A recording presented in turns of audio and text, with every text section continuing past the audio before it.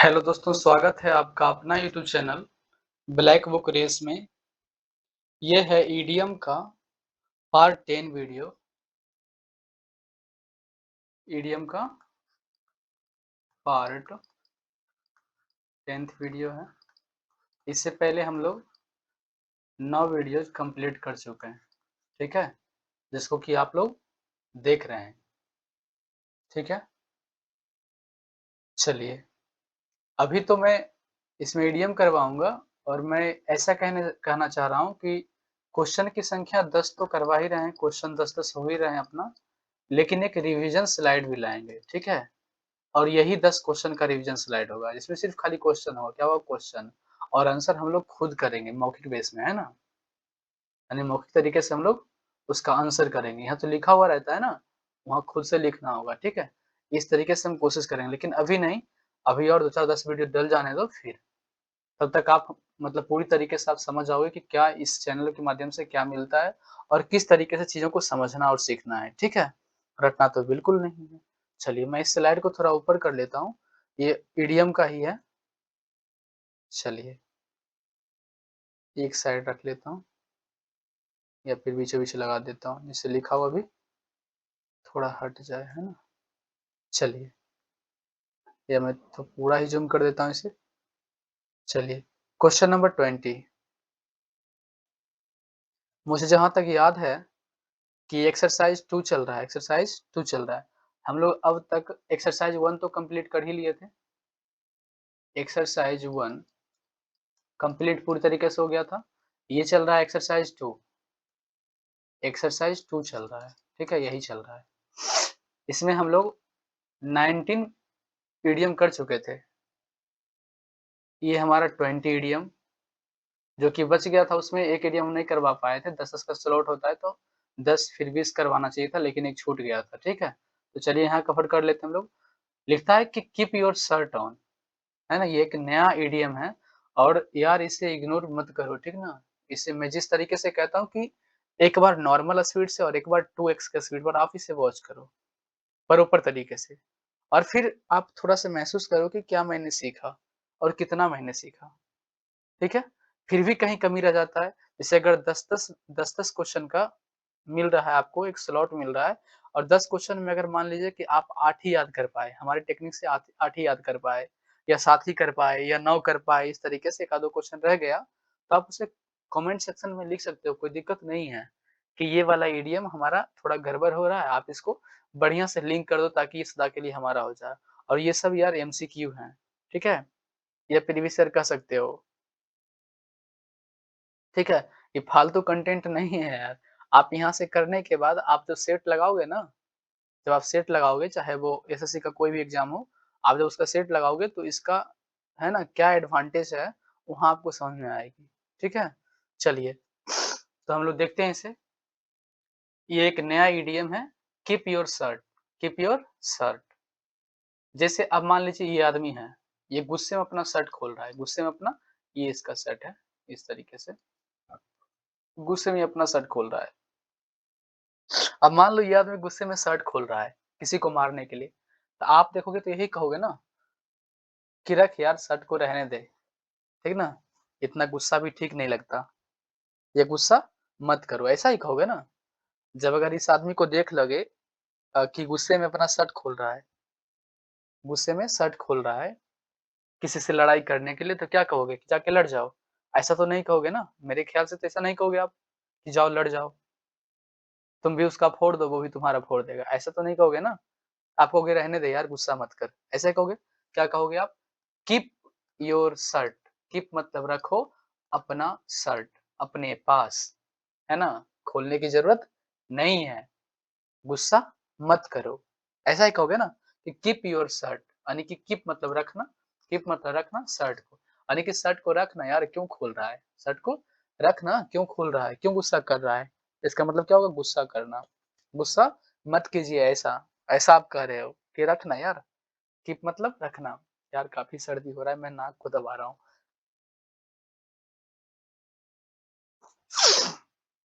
बहुत तेज़ है यार जुकाम। ये 20 नंबर क्वेश्चन मतलब कीप योर शर्ट, कीप मतलब रखना, योर मतलब अपना, शर्ट को, यानी कि अपने शर्ट को रखो यार, है ना? क्यों खोल रहे हो? क्यों गुस्सा कर रहे हो? यानी कि आप उसको मना कर रहे हो कि गुस्सा मत करो, गुस्सा मत करो। मतलब कह रहे हो टू रिमेन कूल, कि आप कूल हो जाओ, शांत हो जाओ। तो कीप योरसेल्फ का मतलब क्या हो गया? टू रिमेन कूल, यानी कि गुस्सा मत कीजिए, गुस्सा मत कीजिए साहब, ठीक है?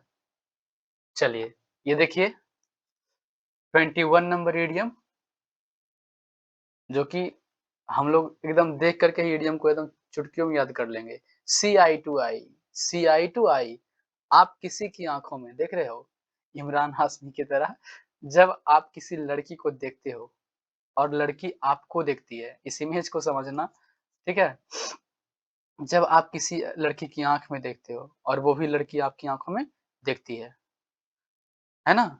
एक मेल और एक फीमेल जब आँखों में आँखें डाल कर देखती है, इसका मतलब यह है कि पहले से ही मामला सेट है, पहले से सारा मामला सेट है, नहीं तो आँखें में आँखें डालकर किससे तुम बात कर सकते हो?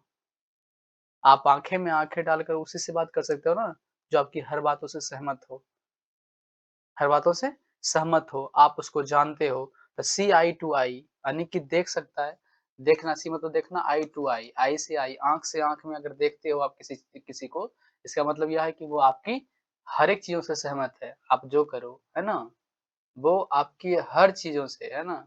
आपकी हर करतूत से क्या है, वो सहमत है। आप चाहे जो कर लो उसके साथ, मतलब एग्री है, क्या है? एग्री है ना? चलिए, एग्री हो ही गई तो फिर कोई दिक्कत नहीं है, बाकी अपने हिसाब से आप देख लो। चलिए 22, चेस रेनबो, ठीक है? चेस का मतलब, इसका मतलब होता है एक होता है सी, चेस एगो चेस होता है खेलने वाला चेस, है ना? ये चेस और उस चेस का वर्ड मीनिंग में अंतर है। ये चेस अलग हो गया, ठीक ना? उसका होता है शायद CHESS होता है चेस, ऐसे होता है। ये CHAS ही है, चेस, ठीक है? ये चेस है, ये चेस है। तो इसका हम नहीं बात कर रहे हैं, हम इस वर्ड मीनिंग की बात नहीं कर रहे हैं, CHESS चेस की बात नहीं कर रहे हैं। वो खेलने वाला चेस की बात हम नहीं कर रहे हैं ना, इस चेस की बात हम नहीं कर रहे हैं, हम इस चेस की बात कर रहे हैं। इसका मतलब होता है पीछा करना, क्या होता है भाई? पीछा करना, ठीक है? और रेनबो आप जान ही रहे हो, तो रेनबो का पीछा करना, है ना? रेनबो का पीछा करना, तो क्या रेनबो का आप पीछा कर सकते हो? इंद्रधनुष, रेनबो का मतलब इंद्रधनुष होता है ना? इंद्रधनुष होता है, रेनबो का मतलब क्या होता है? इंद्रधनुष होता है। इंद्रधनुष का पीछा करना, क्या ऐसा पॉसिबल है? नहीं, यानी असंभव चीज़ों को प्राप्त करने की कोशिश करना।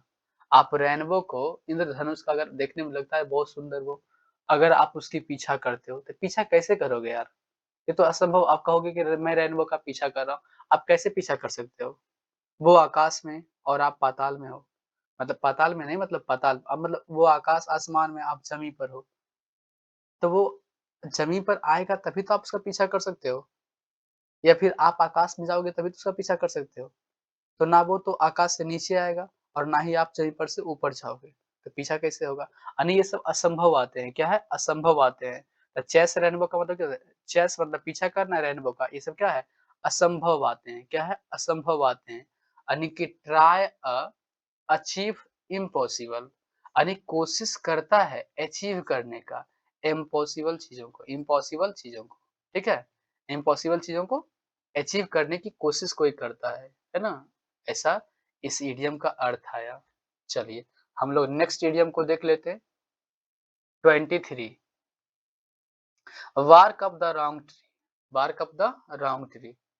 अब देखो, bark up the wrong tree का मतलब क्या होता है? इसमें अगर देखोगे यहाँ, ये मान लो जंगल है और जंगल में एक विशाल पेड़ है ये, ठीक है? और यहाँ बारकोड लगा देता है, जो फॉरेस्ट गार्ड होते हैं, जो फॉरेस्ट में काम करने वाले लोग होते हैं, वो क्या करते हैं, यानी कि हर एक पेड़ पर कुछ ना कुछ नंबरिंग कर देते हैं। किसी पर 2 लिख देते हैं, किसी पर 3, किसी पर 100, किसी पर 50, इस तरीके से नंबरिंग कर देते हैं। और उस नंबर का मतलब होता है कि इस नंबर जो है काफ़ी मतलब कि अलर्ट एरिया है ना? ये वाला ये मतलब कि जहाँ मान लो, अब 1 से 10 तक जहाँ मतलब कि नंबरिंग किया हुआ है पेड़ पर, यानी कि पेड़ की शाखाओं में नंबरिंग कर देता है, थोड़ा-सा छील देता है, छील उसको मतलब थोड़ा-सा छील देता है, छील करके उसको पेंट करने के बाद उसमें कुछ नंबर लिख देता है। जैसे 7, 8, 9, 10 इस तरीके से कुछ नंबरिंग कर देता है। क्या करता है? उसमें नंबरिंग कर देता है और उसका मतलब कुछ ख़ास होता है ना? कि मान लो 1 से 10 तक जहाँ नंबरिंग किया हुआ है वो सेफ एरिया है, ठीक है? ये ग्रीन ज़ोन है, रेड ज़ोन है, इस तरीके अलर्ट ज़ोन है, इस तरीके से मतलब कि वो ज़ोन में डिवाइड करते हैं नंबरिंग के आधार पर, ठीक है? तो चलिए, लिखता है यहाँ बार्क, बारकप मतलब बारकोड, है ना? बारकोड, बारकोड ऐसा, रॉन्ग ट्री, रॉन्ग ट्री, आप गलत ट्री के पास यानी कि बारकप द रॉन्ग ट्री। अब मान लो कि आप बारकप को ढूँढ रहे हो, बारकप मतलब वही होता है ना बार्क मतलब यहाँ भौंकना ऐसे लिख दिया लेकिन बारकप का मतलब मान लो कि जो बारकोड लिखा हुआ रहता है उसमें, क्या लिखा हुआ रहता है? बारकोड लिखा हुआ रहता है। यानी कि जो पेड़ में बारकोड लिखा हुआ है, बारकोड लिखा हुआ है, बारकप मतलब जो बारकोड लिखा हुआ रहता है ना, बार्क जो लिखा होता है बारकप यानी जो बारकोड लिखा होता है पेड़ में, अब मान लो कि रॉन्ग ट्री आप गलत ट्री के पास पहुँच के आप वहाँ बारकप को मिला रहे हो, है ना? बारकोड को मिला रहे हो। इसका मतलब कि आप गलत जगह पर पहुँच गए हो। Bark up the wrong tree आप गलत पेड़ के पास पहुँच के रॉन्ग मतलब गलत होता है ना? तो गलत पेड़ के पास पहुँचकर आप बारकप को मिलाओगे, बारकोड को मिलाओगे। इसका मतलब है यह कि आप जो हैं गलत जगह पर पहुँच गए हो, है ना? यानी कि आप गलत लोकेशन पर आप पहुँच गए हो। मतलब ट्राई टू फाइंड समवन और wrong place, look in the wrong place. यानी कि आप रॉन्ग प्लेस पर पहुँच गए हो, ठीक है? रॉन्ग प्लेस पर आप पहुँच गए हो। चलिए, हम लोग देखते हैं नेक्स्ट क्वेश्चन को। क्वेश्चन नंबर 34 को देख लेते हैं 24 को देख लेते हैं सॉरी यार।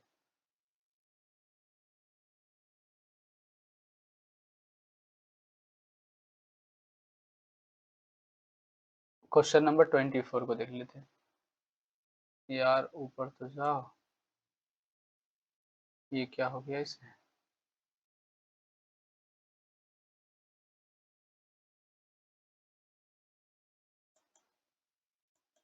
चलिए देख लेते हैं क्वेश्चन नंबर 24। आइए, लिखता है make a dent, make a dent.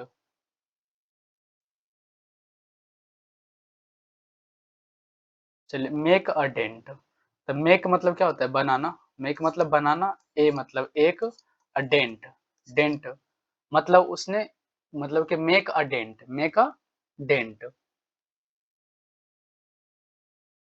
यहाँ लिखा है धन या काम की मात्रा को कम करना, मतलब मेक अ डेंट। अब मान लीजिए कोई भी आदमी डेंट बनाता है, डेंट मतलब क्या है? गाड़ी, गाड़ी में डेंट। अब मान लो एक्सीडेंट के टाइम में जो डेंट आ जाती है गाड़ी में खरोच आ जाती है, स्क्रैच आ जाती है, उसको डेंट कहते हैं। क्या कहते हैं? डेंट कहते हैं, ठीक है? एक्सीडेंट के टाइम में जो गाड़ी मतलब मान लो गाड़ी में गाड़ी लड़ गया तो उसमें क्या हो जाती है? खरोच आ जाती है, कहीं गाड़ी में गड्ढा हो जाता है तो वो क्या वही डेंट है, क्या है? डेंट। तब मेक अ डेंट। अब मान लो कोई डेंट बनाता है, मेक अ डेंट, ठीक है? यानी अब कोई आदमी मान लो आप ही हो आप नहीं मान लो आज अगर आप ही हो, मान लो ऐसा कोई दिक्कत नहीं है, मानने में कोई दिक्कत नहीं है। इमेजिन करो कि आप हो और आपकी गाड़ी में थोड़ी-सी डेंट आ गई, क्या आ गई? डेंट आ गई। तो आप थोड़ी ना उसका मतलब कि उ उस पार्ट को ही बदलवा दोगे। Make a dent, make a dent का मतलब है मेक अ डेंट, मेक मतलब बनाना, एक डेंट को आप डेंट। ऐसा थोड़ी ना है कि मान लो कि अब गाड़ी के व्हील में मान लो पहिया में अब मान लो पहिया टेढ़ा हो गया, ठीक है? पहिया क्या हो गया? टेढ़ा हो गया। तो ऐसा थोड़ी ना है, आप इसको कोशिश करोगे इसको सीधा करवा लेंगे। आप कोशिश यही करोगे कि इसको हम पुनः सीधा करवा लें, है ना? जैसा था वैसा करवा लें। ऐसा तो नहीं करवाओगे कि मतलब कि इस व्हील को ही चेंज कर दो, इस व्हील को ही खत्म करो, दूसरा न्यू व्हील ला दो, लगा दो, ऐसा तो नहीं कहोगे मेरे ख्याल से। मतलब आप धन की मात्रा को कम कर रहे हो यानी कि बचत कर रहे हो। मेक अ डेंट मतलब to reduce amount of something यानी कुछ अमाउंट को आप कम खर्च खर्च कर रहे हो यानी कि कम मात्रा में निकाल रहे हो, है ना? ठीक है? एग्ज़ाम्पल मनी और वर्क, ठीक है? एग्ज़ाम्पल मनी हो सकता है या वर्क हो सकता है। यानी कि आप मनी की मात्रा को कम खर्च कर रहे हो। Make a dent, make a dent, make मतलब बनाना, एक डेंट। जब आप एक डेंट को बनाते हो, उस पार्ट को चेंज ना करवा के आप उस डेंट को ठीक करवाते हो, इसका मतलब है कि आप धन की बचत कर रहे हो, धन की बचत कर रहे हो, ऐसा अर्थ निकाला इसने, ठीक है? चलिए, ये 24 नंबर क्वेश्चन हो गया हमारा। चलते हैं हम लोग नेक्स्ट क्वेश्चन की तरफ।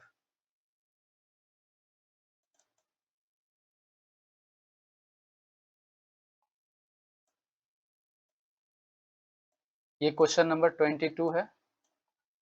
लिखता है to cry over a split milk. ठीक है, टू क्राई मतलब चिल्लाना। अब टू क्राई ओवर, ओवर मतलब ऊपर, क्राई मतलब चिल्लाना, क्राई मतलब चिल्लाना, ओवर, ओवर मतलब ऊपर, स्प्लिट मिल्क, स्प्लिट मिल्क का मतलब होता है कि जो उफान या फटा हुआ है ना। स्प्लिट मिल्क का मतलब होता है, क्या होता है स्प्लिट मिल्क का मतलब फटा हुआ मिल्क, फटा हुआ milk.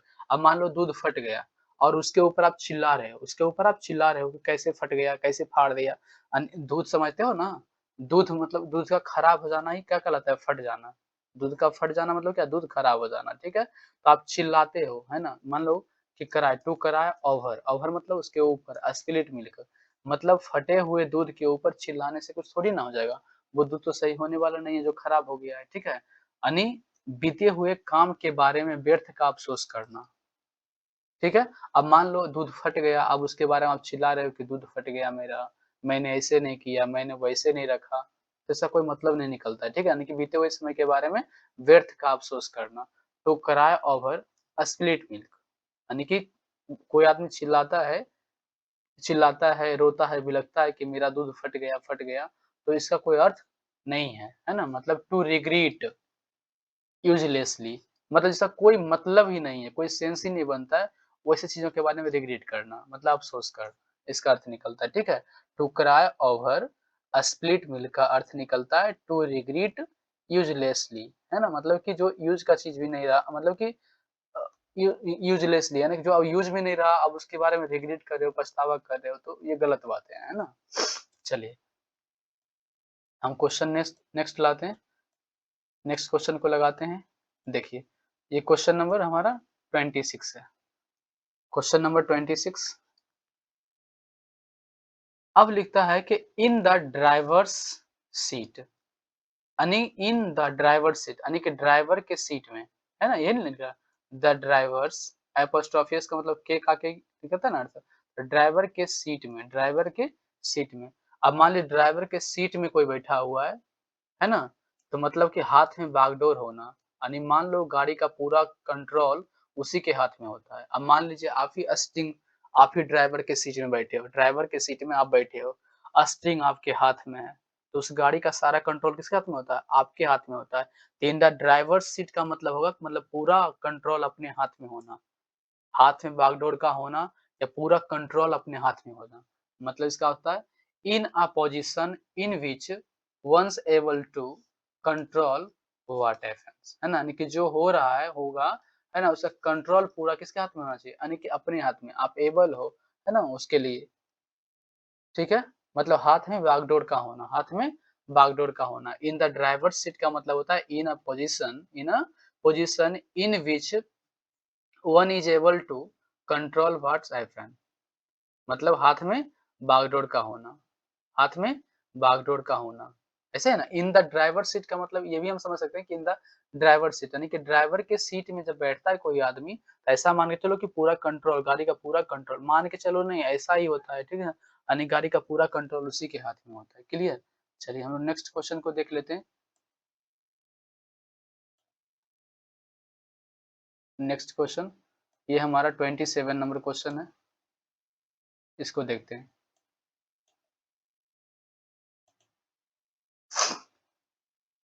Question number 27, to take the bull by the horns, ठीक ना। अब लिखता है कि bull, take the bull, bull मतलब सांड, बुल मतलब सांड, और हॉर्न्स का मतलब क्या होता है, सिंग होता है। हॉर्न्स का मतलब क्या होता है, सिंग होता है। अब अब कहता है टू टेक मतलब लेना, टेक मतलब क्या होता है, लेना। अब कोई आदमी लेता है बुल का हॉर्न, ऐसा इतना याद रखेंगे, take, to take the bull by the horn. अब मान लीजिए कोई आदमी बुल मतलब सांड का सिंग लेता है अपने हाथों में। मान लो कि कोई आदमी बुल का यानी कि खतरनाक सांड, देख रहे हो यहाँ, ये सांड देवता है और ये भाई साहब भिड़ गए इससे, ठीक ना। मतलब सिंह को अपने हाथ में ले लिया, यानी कि to take the bull by the horns, है ना। यानी कि टेक मतलब लेना, बुल मतलब सांड और हॉर्न मतलब सींग होता है। मान लो कि वुल का हॉर्न जो होता है, सींग जो होते हैं, सींगें जो होती है, उसको किसी आदमी ने अपने हाथ में ले लिया। इसका मतलब क्या है? समस्या को मोल ले लिया या बहुत गहरी समस्या का सामना कर रहा है। मतलब फेस द प्रॉब्लम बॉडली। मतलब मान लो आप किसी सांड के मान लो कोई मतलब कि खच्चर किस्म का मतलब सांड है ना? बहुत बदमाश किस्म का, कि आदमी को देखते ही वो दौड़ता है मारने के लिए, वैसा मतलब वैसा सांड है। आप उसके सींग को अपने हाथ में ले लिया। इसका मतलब है कि आप में दम तो है, जो उतनी बड़ी समस्या से आप भिड़ गए। मतलब फेस द प्रॉब्लम बोल्डली, मतलब पूरा बोल्ड होके आपने उस प्रॉब्लम को फेस किया। समस्या का पूरी दृढ़ता से आमने-सामने मुकाबला करना। क्लियर? चलिए, आते हैं हम लोग नेक्स्ट क्वेश्चन को देखते हैं 28। इधर टॉक्ड ओवर है ना? तो टॉक का मतलब होता है बात करना। टॉक का मतलब क्या होता है? बात करना। ओवर मतलब ओवर, ठीक है? ओवर मतलब अब किसी चीज़ के ऊपर, मतलब बात करना किसी चीज़ के ऊपर। ओवर मतलब क्या होता है? ऊपर तो ही होता है। तो ओवर मतलब बात करना। टॉक का मतलब क्या होता है? बात करना। ओवर मतलब किसी चीज़ के ऊपर, मतलब क्या करना? डिस्कस करना, ठीक है? आते हैं हम लोग अगले क्वेश्चन की तरफ। ये क्वेश्चन 29 नंबर क्वेश्चन को देख लेते हैं हम लोग। लिखता है SVEEP under the rug. SVEEP under the rug मतलब स्वीप करना। स्वीप मतलब क्या है? झाड़ू लगाना। स्वीप का मतलब क्या होता है? झाड़ू लगाना। स्वीप का मतलब होता है झाड़ू लगाना। अंडर, अंडर मतलब क्या होता है? नीचे। अंडर मतलब नीचे। और क्या है? कालीन। रग का मतलब क्या होता है? कालीन। अब कालीन के नीचे कोई झाड़ू लगा रहा है और मान लो अचानक से उसका दोस्त फोन कर दिया कि हाँ भाई क्या कर रहा है?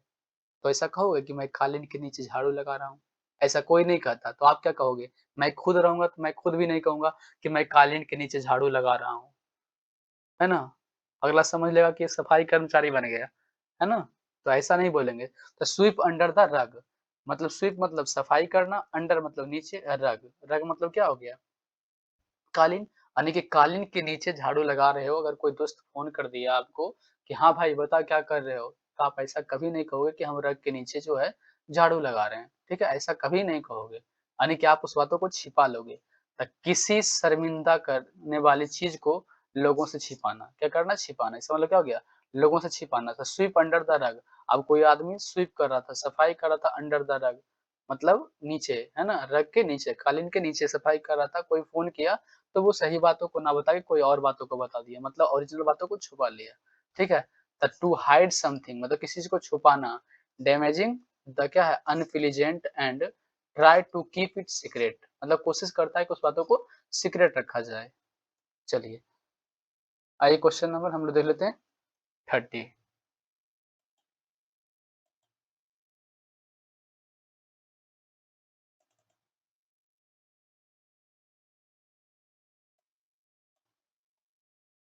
ये रहा क्वेश्चन नंबर 30 और बहुत ही खतरनाक इडियम आपके सामने, लेकिन खतरनाक तो नहीं है, लेकिन एग्ज़ाम में बहुत बार देखा गया है इसे, ठीक है? Question number 30 hard nut to crack. Hard nut. अब मान लीजिए कोई हार्ड नट है इस तरीके से, ये तो हार्ड ही होता है ना। अब इस हार्ड नट को अपने हाथ में लेकर के इसको क्रैक कर दिया आपने, इसको तोड़ दिया। क्या कर दिया? तोड़ दिया। मतलब आप में तो दम है, यानी कि मुश्किल कामों को आपने कर दिया, ठीक है? या हार्ड नट टू क्रैक। अब मान लो हार्ड नट नट था, ये नट जो काफ़ी हार्ड था, है ना? बहुत दिनों से खुला नहीं था, तो इसमें जंग लग गई थी और ये खुल नहीं रहा था, लेकिन फिर भी आपने इसे खोल दिया। Hard nut to crack. आपने हार्ड नट को भी क्या कर दिया? क्रैक कर दिया, उसको खोल दिया, उसको तोड़ दिया। मतलब डिफ़िकल्ट टास्क, डिफ़िकल्ट टास्क को भी आपने क्या किया? पूरा कर दिया। डिफ़िकल्ट टास्क या टास्क हार्ड, है ना? यानी कि डिफ़िकल्ट प्रॉब्लम टू सॉल्व यानी कि आप डिफ़िकल्ट प्रॉब्लम को क्या कर दिए? सॉल्व कर दिए। मतलब यही होगा ना, इसमें ही देखो अर्थ है इसका। हार्ड नट टू क्रैक आपने हार्ड नट को आपने क्रैक कर दिया, तोड़ दिया, खोल दिया इस तरीके से। मतलब आपने डिफ़िकल्ट प्रॉब्लम को भी सॉल्व कर दिया। इसका अर्थ ये निकला, ठीक है? तो चलिए आज के लिए इतना ही, मिलते हैं अगले वीडियो में नए इडियम के साथ और अपना प्यार दुलार बनाए रखिए। जो भी इडियम नहीं आता, जैसे अभी हमने करवाया 10 क्वेश्चन करवाया इडियम का, ठीक है? ईडीएम का हमने 10 क्वेश्चन करवाया। अब इसे मान लीजिए आपको 7 ही याद हुआ, 8 ही याद हुआ या 9 याद हुआ। 1-2 मीनिंग जो 1-2 ईडीएम जो रह गए, है ना? उसको आप कमेंट सेक्शन में आप लिखिए उसे कि ये याद नहीं हुआ। तो मैं कोशिश करूँगा कि उसको एक बार इकट्ठा करके 2, 3, 4, 5 जैसे अब 10 लोगों ने 10 लोग, 20 लोग अगर किसी को 2 नंबर समझ में नहीं आया, किसी का 5 नंबर नहीं, इस तरीके से कहीं रह भी गया कोई दिक्कत तो आप उसको लिख दीजिए कमेंट बॉक्स में, ताकि मैं उसे अगले क्लास में कोशिश करूँ पूरा करने का, ठीक है? तो चलिए आज के लिए इतना ही, मिलते हैं अगले क्लास में, तब तक के लिए जय हिंद, खुश रहिए, मस्त रहिए, बिंदास रहिए, झकास रहिए, कहीं भी रहिए, पढ़ते रहिए, ठीक ना?